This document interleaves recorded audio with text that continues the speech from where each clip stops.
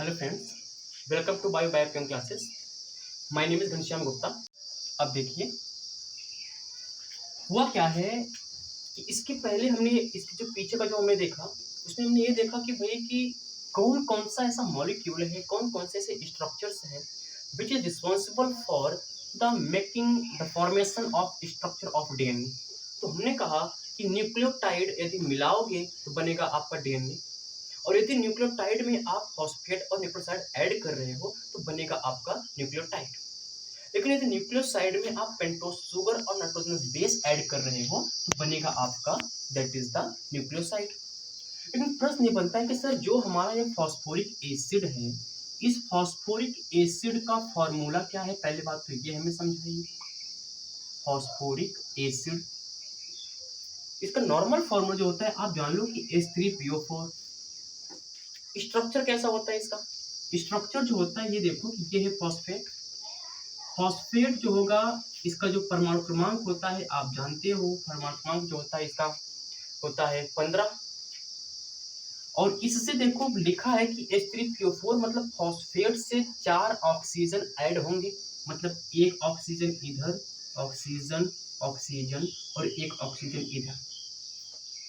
और इधर आप जानते हो कि हर एक ऑक्सीजन की एक वैलेंसी होती है और उससे हर हर ऑक्सीजन को 2 ही इलेक्ट्रॉन की आवश्यकता होती है। इधर देखिए कि ये वाला ऑक्सीजन इस फॉस्फेट से डबल बॉन्ड बनाया है। डबल बॉन्ड बनाने का मतलब कि इस ऑक्सीजन को सिर्फ 2 इलेक्ट्रॉन चाहिए थे और 2 इलेक्ट्रॉन इसने इस फॉस्फोरस से फिलअप कर लिया है।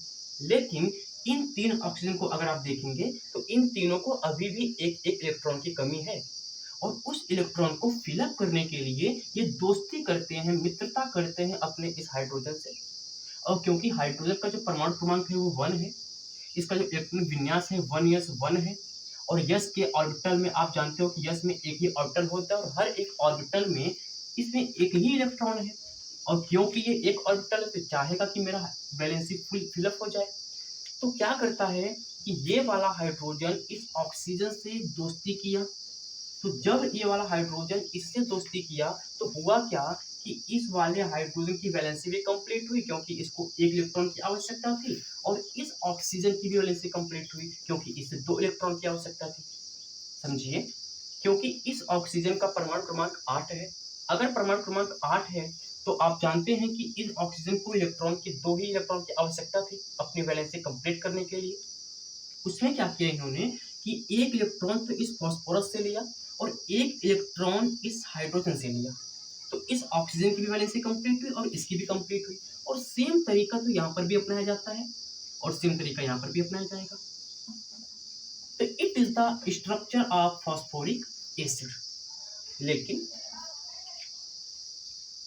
यदि आप देखेंगे ये हमारा फॉस्फोरिक एसिड का स्ट्रक्चर। अब थोड़ा सा अगर हम देखेंगे, इतने अगर आप नोट्स बनाना चाहते हो नोट्स बना लीजिए एक बार बढ़िया से। इसके बाद अगर आप देखिए कि एक तो स्ट्रक्चर हो चुका है क्योंकि हम जानते हैं कि भाई 3 चीज होता है। अब एक चीज हमने समझ लिया है कि किस तरह से फॉस्फोरिक एसिड दिखता है। इसके बाद जो होगा हमारा कि दूसरा मॉलिक्यूल क्या है। एक तो फॉस्फोरिक एसिड है, दूसरा क्या है? पेंटोज शुगर है। दूसरा क्या है? Pentose sugar. अब ये जो पेंटोज शुगर है, पेंटोज शुगर को हम जानते हैं कि भाई कि वो कार्बोहाइड्रेट जिसके पास 5 कार्बन है वो होता है हमारा पेंटोज शुगर। अब थोड़ा ध्यान दीजिएगा यहाँ पर, ये पेंटोज शुगर में 2 तरीके से होते हैं। एक होता है राइबोज शुगर और एक होता है डी ऑक्सी राइबोज शुगर। समझ पा रहे हैं आप? एक होता है राइबोज शुगर, एक होता है डीऑक्सी राइबोज शुगर। जो हमारा राइबोज है इसमें भी 5 कार्बन होंगे क्योंकि नाम से क्लियर हो रहा है कि पेंटोज शुगर दोनों है। लेकिन फर्क कहाँ है आप खुद ही देख के हमें बताइएगा। अभी मैं इसका स्ट्रक्चर बना रहा हूँ कि ये है हमारा राइबोज शुगर का स्ट्रक्चर।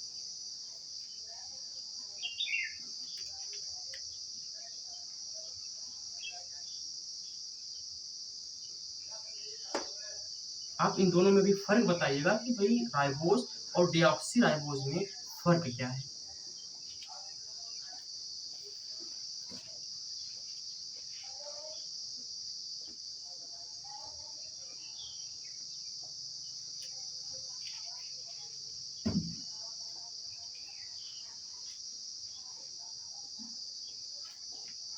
ठीक। एक तो वो ये राइबोस का स्ट्रक्चर है। अगर आप देखें तो इधर जो डीऑक्सी राइबोस का स्ट्रक्चर है वो कुछ इस तरीके से है।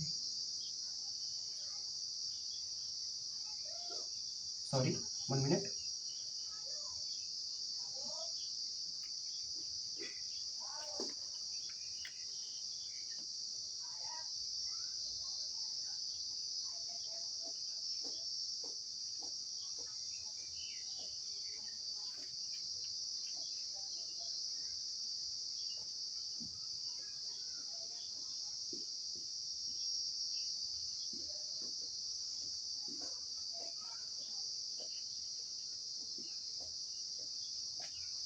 देखिए, ये है आपका राइबोस शुगर और यही है आपका डीऑक्सी राइबोस शुगर। अगर हम दोनों के स्ट्रक्चर में अगर कंपैरिजन करें तो आपको एक बड़ा ही बेसिक डिफरेंस नजर ये आएगा कि राइबोस शुगर के दूसरा कार्बन आप ध्यान दीजिए, ये इसका है carbon number 1, carbon number 2, carbon number 3, 4 and 5।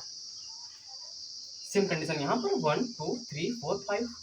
अगर आप देखें तो यहाँ पर जो राइबोस के दूसरे पोजीशन पर जो कार्बन है उस कार्बन पर OH प्रेजेंट है, लेकिन सेम कंडीशन अगर आप डीऑक्सीराइबोस में देखें तो यहाँ पर आपके दूसरे कार्बन पर ऑक्सीजन नहीं है।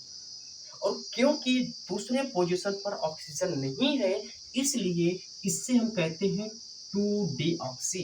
डी का मतलब क्या होता है? अनुपस्थिति होना, और ऑक्सी का मतलब होता है भाई ऑक्सीजन। किसमें अनुपस्थिति है? राइबोस में, मतलब एक ऐसा राइबोस जिसमें ऑक्सीजन की कमी है।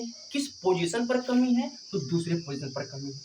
आप समझ पा रहे हैं? हमने कहा कि जो हमारा 2-डीऑक्सीराइबोस है, 2-डीऑक्सीराइबोस को 2-डीऑक्सीराइबोस इसलिए कहते हैं क्योंकि पहली बात तो ये राइबोस है, लेकिन राइबोस के दूसरे पोजीशन पर ऑक्सीजन की कमी है।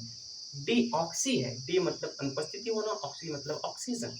तो दूसरे पोजीशन पर ऑक्सीजन की कमी है और इसीलिए इसे हम डीऑक्सी कह रहे हैं, डीऑक्सीराइबोस कह रहे हैं। और यहाँ पर ये है हमारा राइबोस, तो ये इसका स्ट्रक्चर हो गया है। इतनी बात आपको समझ में आ रही होगी, एक बार आप नोट बना लीजिए इसका। तो अभी तक देखिए हमने क्या क्या समझा, फास्फोरिक एसिड कैसे दिखता है और उसके बाद पेंटोस शुगर कैसे दिखता है। अब हम क्या देखेंगे, नाइट्रोजनस बेस कैसे दिखता है। ठीक है, नाइट्रोजनस बेस कैसे दिखता है। अभी हुआ क्या है, अभी तक हमने दिखाया है आपको कि सिर्फ पेंटोस शुगर कैसे दिखता है। तीसरी जो स्ट्रक्चर हमें इसमें नजर आती है वो है हमारा नाइट्रोजनस बेस सी का। और हम जानते हैं कि जो हमारा नाइट्रोजनस बेस होता है, नाइट्रोजनस बेस दो तरह के होते हैं, एक होता है प्यूरिन, एक होता है पायरिमिडिन। जो प्यूरिन होते हैं इसके भी 2 टाइप होता है, एक होता है एडेनिन, एक होता है ग्वानिन। और जो पायरिमिडिन होता है इसके भी 2 टाइप होते हैं, 3 टाइप होते हैं, साइटोसिन, थायमिन और यूरासिल। ठीक है, अब क्या हुआ, प्रॉब्लम्स। अब क्या हो रहा है कि जो नाइट्रोजनस बेस है, नाइट्रोजनस बेस के 2 टाइप हैं, purine and pyrimidine. Purine and pyrimidine. सबसे पहले हम क्या देखेंगे कि प्यूरिन का स्ट्रक्चर कैसे होता है दोस्त। जो हमारा प्यूरिन है इसका स्ट्रक्चर कैसे होता है, तो आप जानो कि यहीं पर मैंने दिखाया कि एक मैं दिखा रहा हूँ प्यूरिन का स्ट्रक्चर, ये है आपका प्यूरिन। हमने कहा इसके 2 प्रकार होते हैं, एक होता है एडेनिन, एक होता है ग्वानिन। देखिए, प्यूरिन के बारे में अगर हम आपको समझाएं तो पहले